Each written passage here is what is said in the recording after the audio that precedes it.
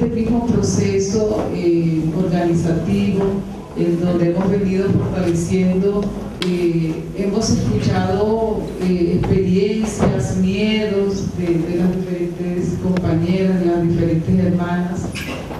Y si tú me preguntas si hay algún miedo, yo me acuerdo, todos tenemos miedos de lo que yo hablaba con una Oaks, una gran amiga que es Oaks.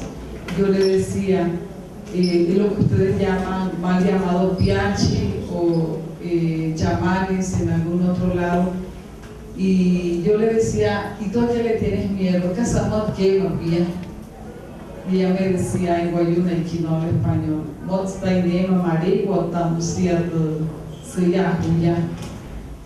ella me decía, yo le tengo miedo a Dios y al rayo, porque no los conozco, no los veo, a ellos les tengo miedo. Entonces yo le dije sí, porque son guías espirituales que nos ayudan como a no tener ese miedo, ayudarnos a darnos esa fortaleza. Y yo dije, pues ella debe tener miedo. Por eso empecé a preguntarle, a ver, mira, esto cuando de pronto uno llega a un sitio, yo me acuerdo, yo soy diseñadora textil, llegaba un momento en que a mí me hacían sentir como hormiguita, porque mi ropa era diferente. Yo estudié aquí en Bogotá, luego me fui para La Guajira. Cuando aquellas personas, o sea, la población mayoritaria te quiere ver, o que tú te sientas como una hormiguita, o sencillamente te hagan sentir, o que ellos pretendan que tú sientas de que este no es tu espacio, que tú qué haces aquí, eso es como lo que quieren, que uno se sienta. Entonces había momentos en que yo a veces peleaba, yo hay veces ya finalmente no les paraba bola. Ya cuando yo tuve mi primer hijo, Cayús, tengo 3 hijos, Cayús, Aisa, Maywat, Kazan. Cayús una vez me dijo, mami, la gente siempre se ríe de las cosas diferentes, porque yo le di una mucura pequeñita, mi hijo tenía como 3 años, yo le dije, Cayús, mira, para que le lleves este regalito a tu compañerita. Me pareció un detalle muy bonito, y todo lo que representa la mucura, no es para almacenar el agua. Entonces Cayús me decía, él llegó, yo revisé su maletín y le dije, Cayús, ¿qué pasó? Entonces él me decía, no, mami, la gente se ríe de las cosas diferentes. Mi hijo tenía 7 años y esto todavía se sigue dando. Entonces ese es un miedo interior que muchas veces, y lo pueden, yo sé que muchos estudiantes indígenas tienen que pasar por eso, como por ese miedo o por esa famosa vergüenza étnica, como que si uno estuviera de más, como que si uno no tuviera derecho a que se dé ese respeto, ¿sí? Y hay un miedo también, y es cuando uno no cree en sí mismo, ¿sí? En la fortaleza que uno tiene como ser humano. Ese es un miedo. Y estoy de acuerdo con la compañera que estuvo aquí. Yo creo que la mejor forma de combatir ese miedo es afrontándolo. Yo muchas veces trataba de esquivar, porque siempre tenemos temores, tenemos cosas, de esquivarlo, y eso no es. Hay que ponerle el pecho para poder afrontar y mirar qué es, porque todos tenemos miedo de las cosas que desconocemos. Por supuesto tenemos miedo de eso, de todo lo desconocido tenemos miedo, pero la mejor forma es pasar esa barrera. Todas las mujeres tenemos unos miedos en común, ¿sí? Miedo a ser violadas, miedo a ser maltratadas, miedo a ser humilladas, miedo a no tener unas garantías, miedo a que no haya unas oportunidades. Pero en la condición nuestra como mujeres indígenas, en donde tenemos que vencer a ratos el mismo proceso organizativo. Llega un momento en que tenemos que ganarnos los espacios, pelearlo. Yo siempre le he dicho a las compañeras, a nosotros nos toca luchar 3 veces, hacerlo mejor, por nuestra condición de mujer y por nuestra condición de mujeres indígenas, porque tenemos que ganarnos los espacios. Nosotros no somos floreros de nadie, y a nosotros nos tienen que respetar, porque el respeto se gana, el respeto no se compra. Entonces, cuando uno siente que hay presencia de explotación de recursos naturales en nuestro territorio y de que uno se pone a pensar qué va a pasar con este pueblo, qué va a pasar con esta comunidad en unos 50 años, o cuando a nuestros líderes y lideresas las callan porque están exigiendo que se respeten los derechos fundamentales, que se respete la vida, cuando nos encontramos con un sistema educativo homogenizante, muy a pesar de lo que esté en la Constitución política colombiana, pero lamentablemente a todos los colombianos tenemos que ir a las acciones de hecho para que se respete y se le dé cumplimiento a lo que es la Constitución y lo que hay en los convenios y tratados internacionales. Yo el otro día venía de hacer una vuelta del Ministerio del Interior y me encontré con una manifestación de unos ancianos, y yo decía, este es el colmo. O sea, ¿cómo es posible que aquellas personas que han aportado a la construcción de este país tengan que marchar para que se les respete sus derechos fundamentales? O sea, ¿hasta dónde? ¿Qué más vamos a esperar nosotros? Yo lo decía porque para nosotros nuestras autoridades, nuestros sabios, son las personas a quienes debemos todo. Gracias a ellos tenemos una identidad, gracias a ellos tenemos ese legado, y precisamente ellos tienen esa experiencia. Yo muchas veces decía, ¿cuánto daría yo para tener ese legado de mi abuela? Mi abuela, ella era partera y ella recibía muchos niños. Yo ahora digo, ¿por qué la gente, ahora la moda es que hay que hacer cesárea? Nosotros en la casa somos 10, 5 mujeres y 5 hombres, y todos fuimos parto natural. Algunos partos le tocó a mi mamá sola, pero precisamente porque hay ese acompañamiento de esas personas que son sabias y que tienen ese conocimiento. Mi abuela podía, ella volteaba la matriz para que no tuviera más bebé esa persona, sin necesidad de ligamientos, de trompas y todo lo demás. Entonces, o sea, son situaciones que cuando una autoridad me dice, ayer, antier, una autoridad me decía, yo quiero que tú me digas si es que yo estoy confundido, si es que yo estoy perdido, pero nosotros se trataba de un conflicto territorial y que ellos llegaron a un acuerdo. Él pensó de que eso ya se había solucionado, de acuerdo, eso se solucionó de acuerdo a la cosmovisión guayú, de acuerdo al derecho propio. Y entonces él me dice, ahora nuevamente los arijunas, o sea, los arijunas son los no indígenas, me están llamando para que arregle esta situación cuando esto ya se arregló. ¿Será que yo estoy confundido? ¿Será que yo estoy perdido? ¿Qué está pasando? Pero precisamente eso, cuando una autoridad, cuando un araura tiene ese temor y que no es solamente de él, sino que también es un temor mío, porque es cuando uno ve esa intromisión de elementos, esa intromisión de leyes y decretos que no están respondiendo a nuestras particularidades, y antes por el contrario son una serie de imposiciones.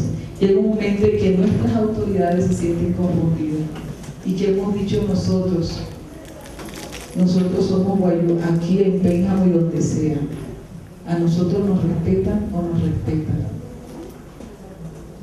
El artículo 7º de la Constitución Política Colombiana habla de que Colombia es un país multiétnico y pluricultural, que por consiguiente debe proteger esa diversidad. ¿O es que acaso proteger no es garantizar unas condiciones, y dentro de esas condiciones no te estamos hablando solamente de oportunidades, sino también de que se respeten esos derechos? Alguna gente dirá es que los indios para mí molestando, y si son empresas dirán no, pues son un obstáculo para el desarrollo, pero es que nosotros estamos pensando más allá. Y todas las acciones que hacemos, porque tenemos miedo, tenemos temor, pero afortunadamente ahí están nuestros guías espirituales, ahí están nuestras autoridades, que llega un momento en que uno se siente como sin piso, de tanta cosa que uno ve, de tanto temor, de tanta amenaza, uno se siente sin piso. Y son ellos los que lo aterrizan nuevamente, de que hay que avanzar y de que sí, hay temores, hay miedo, y que nosotros también sabemos qué hay que hacer. Por lo menos yo le doy un consejo a todos: cuando se sientan así, no es normal sentirnos tristes, no es normal que estemos deprimidos. Ese día báñense con agua fría, si utilizan ropa oscura cambien de color, porque es que no es normal. La vida hay que vivirla, hay que disfrutarla. Nosotros no sabemos hasta cuándo, nosotros estamos de paso, las cosas hay que hacerlas bien, no porque nos creamos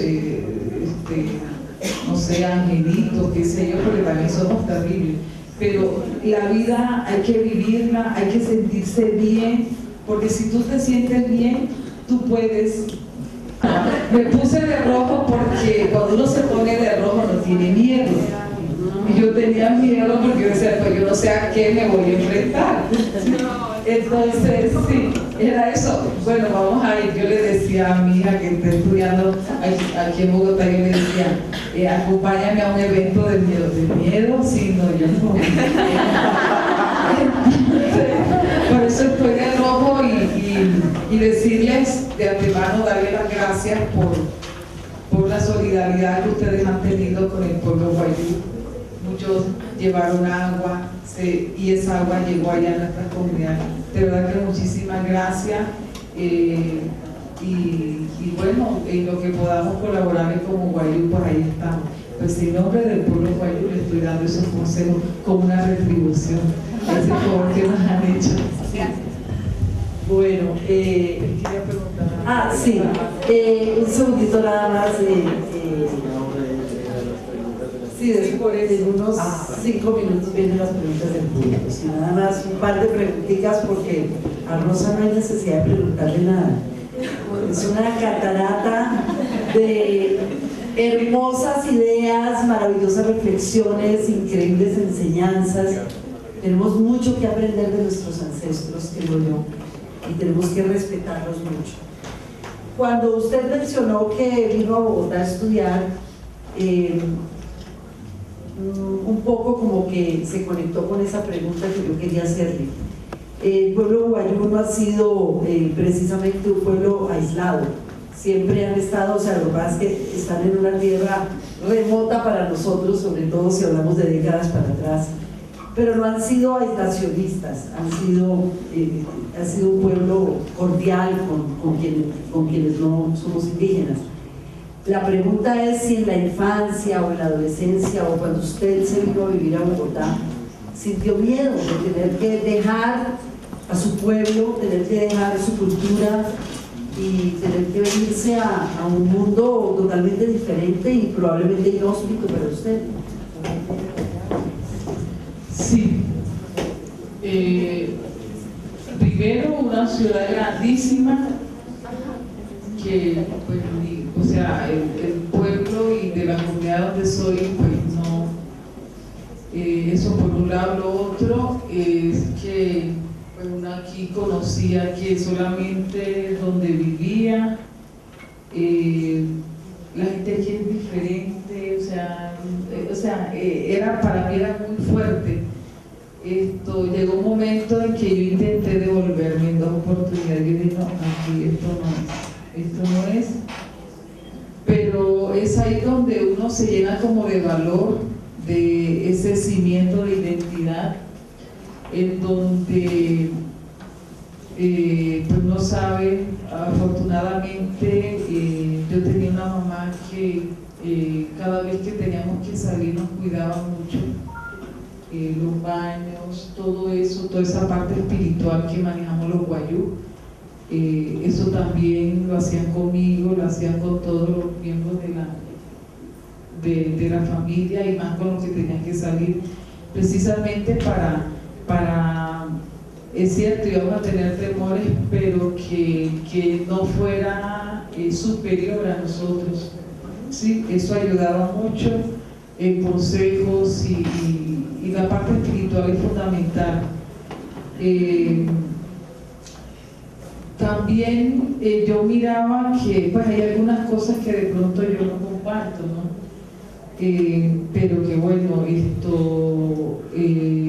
yo soy diferente, tengo una forma de ver diferente, pues por mi condición de guayú, las otras personas también.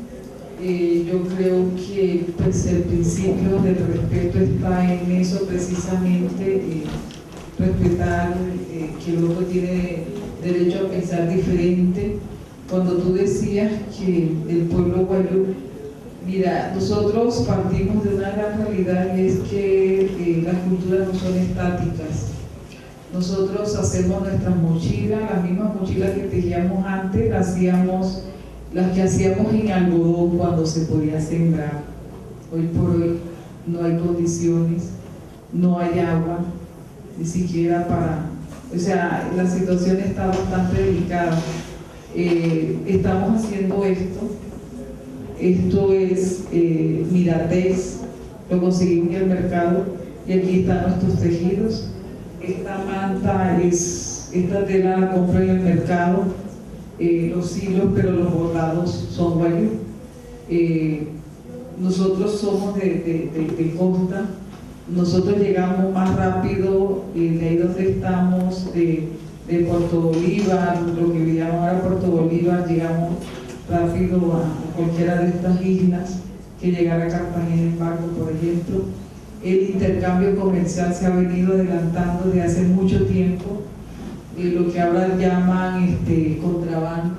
Nuestros viejos lo venían haciendo. Entonces, pero hay una fortaleza organizativa, una fortaleza en el tema de, digamos, artesanía, tejeduría, pero sentimos que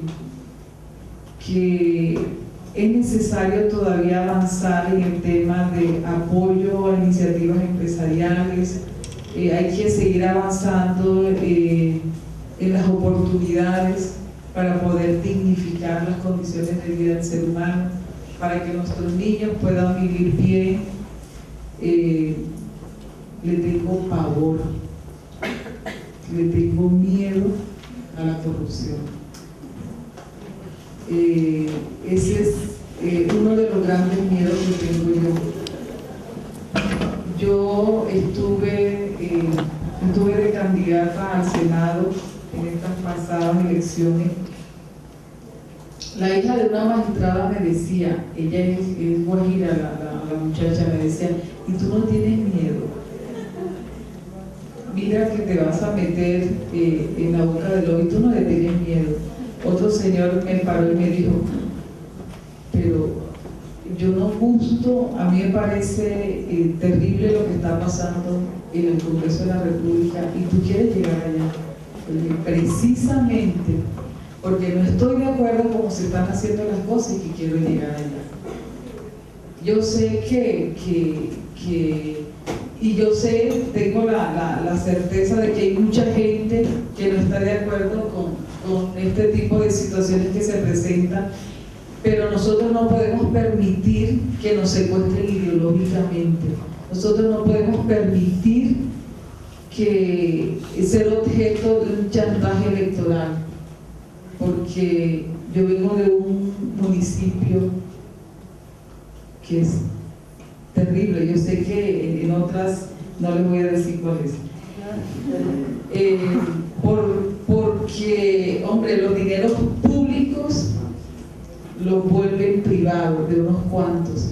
A nuestras autoridades las humillan con sus propios dineros, con esos dineros que deben ser destinados para mejorar las condiciones de vida de la gente. Con esa plata son objeto de chantaje, porque quieren tener a la gente sumisa. Y el temor, uno de los grandes temores uno de los temores que tengo yo precisamente es que nuestras autoridades se dejen humillar, porque resulta que ellos no manejan cierta información. La información que maneja Occidente no la manejan ellos. Ellos sienten que la plata que llega a la alcaldía, esa plata el alcalde puede disponer de ella a su antojo, y resulta que eso no es. Entonces estamos en ese proceso de generar conciencia, porque solo de esa manera nosotros podemos avanzar en que los otros deben entender de que los dineros públicos son sagrados y deben ser destinados a mejorar las condiciones de vida de mucha gente. No es justo que en un departamento tan rico, donde hay gas, donde todavía están buscando gas para Puerto Estrella, bloques de Alta Guajira, donde hay carbón, muchos de nosotros tenemos que tomar agua que no es apta para el consumo. Ese es un temor, es un miedo a que la gente, que la gente no haga nada. Y cuando uno habla, dice algo, entonces ya uno es objeto de persecución, de señalamiento. Alguien me dijo, ¿y tú no tienes miedo? Yo dije, ¿por qué? Porque estoy diciendo la verdad. El único dueño de la vida es el que está allá arriba. Si después que yo tuve mi hijo, cuando tuve a Vodka-San, yo sufrí 2 preinfartos, yo alcancé a ver esa luz, la famosa luz, yo la vi. Cuando tú ves esa luz, tú no sientes nada, no te duele nada, es un estado muy agradable. Pero yo también sentía que ahí había una persona que me estaba cuidando y era mi papá. Si Dios no permitió, si Dios dijo que ese no era mi momento, Dios sabrá cuándo es mi momento. Pero nosotros no podemos sentir miedo, porque si nosotros sentimos miedo a aquellos corruptos. Cuando la compañera estaba aquí y decía, alguien le preguntaba que si de pronto ya no se sentía de pronto mal, que la señalara, y decía yo entre mí, si la señora no ha hecho nada, no se sienten mal ni sucios aquellos ladrones que juegan con los dineros públicos, ahora se va a sentir mal esta señora que no ha hecho nada, que antes no se le dieron las condiciones y por eso tomó esa opción, pero es una mujer de ejemplo. Entonces uno dice, antes por el contrario, uno llega, los aplaude. Cuando nosotros mismos somos culpables de toda esta situación, porque nosotros tenemos que entrar a replantear nuestra actitud, de preguntarnos a nosotros mismos qué estamos haciendo, que nosotros no podemos esperar que el cambio lo den los congresistas, que el cambio se dé en la academia. El cambio tiene que partir de nuestra actitud de replantear qué estamos haciendo. Colombia es de todos. aquí están nuestros niños, y esto es lo más sagrado que tenemos nosotros, nuestro país, y a todos tenemos que dolernos, porque este es nuestro y tenemos que defenderlo. Entonces, yo siento temor cuando alguien no asume el papel que le corresponde. Yo siento temor cuando la gente se siente tan indiferente ante el dolor del vecino,